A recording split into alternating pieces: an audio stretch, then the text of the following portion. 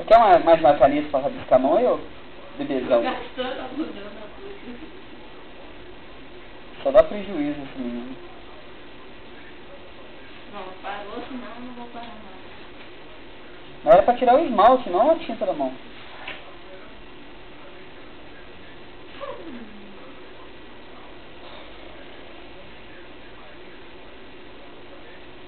Eu vou embora 2 horas.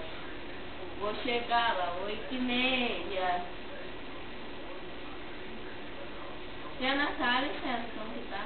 Tá na casa da minha irmã.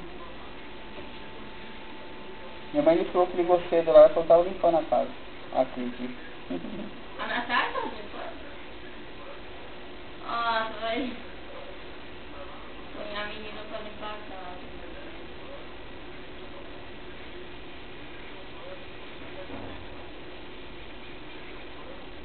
Nossa, meu dedo, tudo do céu.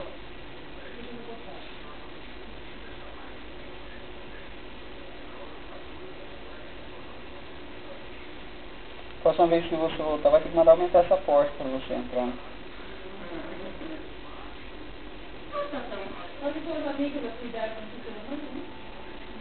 Você tem 1,57 que mediu ela, Adão?